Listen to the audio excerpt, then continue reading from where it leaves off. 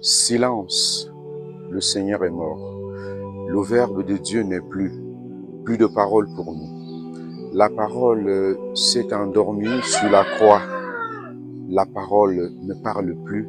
Elle s'est éteinte à cause de la méchanceté humaine.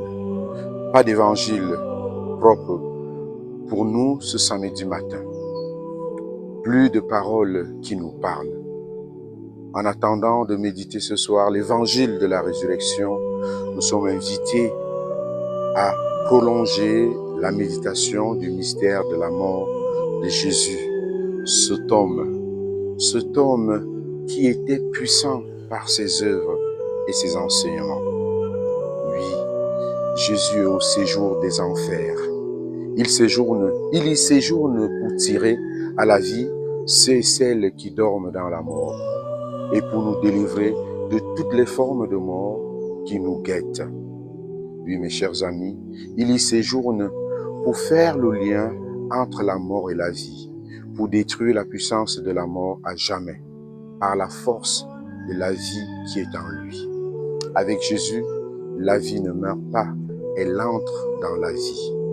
L'homme autrefois prisonnier du néant des enfers devient dans le Christ une nouvelle création. Avec la mort de Jésus, une nouvelle alliance entre Dieu et l'humanité vient se sceller. Une nouvelle alliance que rien ne pourra plus jamais briser. Par sa mort, Jésus a lavé par son sang toute infidélité et l'eau qui a jailli de la croix est devenue la source intarissable de la miséricorde divine pour nous. Demeurons dans dans l'attente de la joie de la résurrection et l'espérance de la vie éternelle.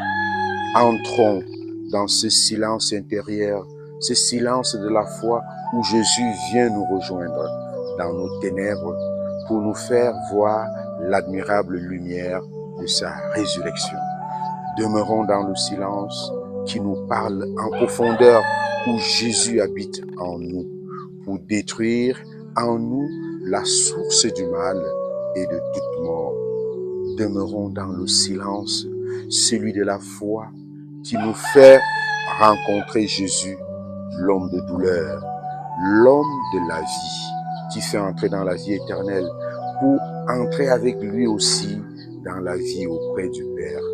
Silence, silence, silence.